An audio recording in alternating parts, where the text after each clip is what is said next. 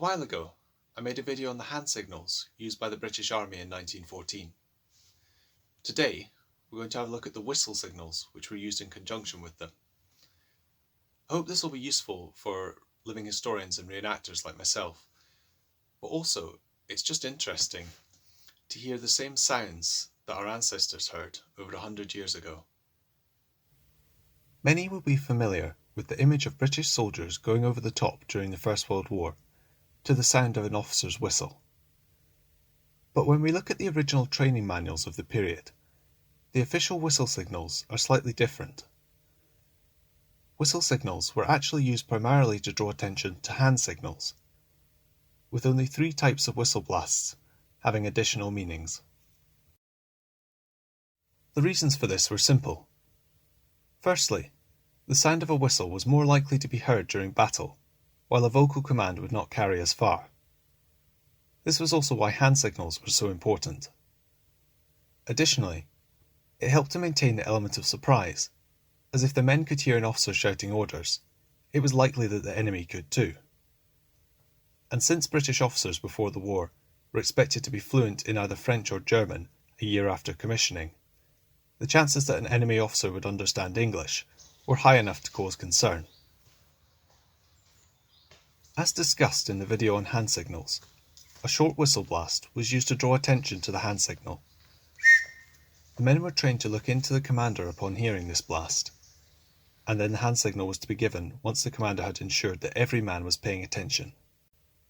Early in the war, it was in fact a short blast like this, followed by an order or hand signal, which signalled the men to advance into battle, or to go over the top.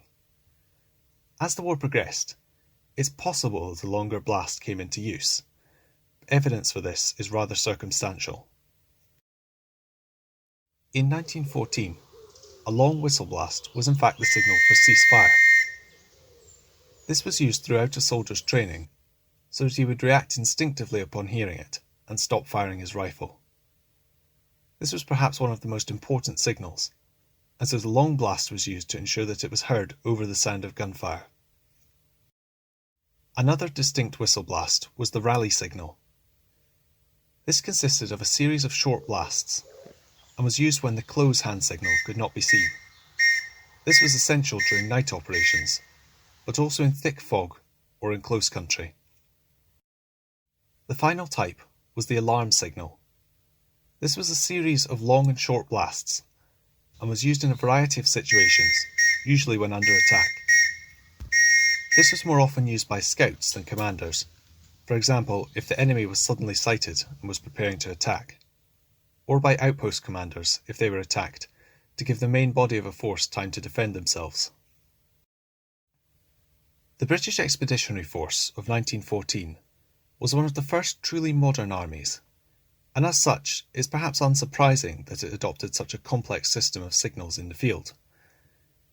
It was certainly effective though, and while the long blast may have been adopted as a signal to advance at a later date, the original system of whistle and hand signals continued to be used throughout the Great War.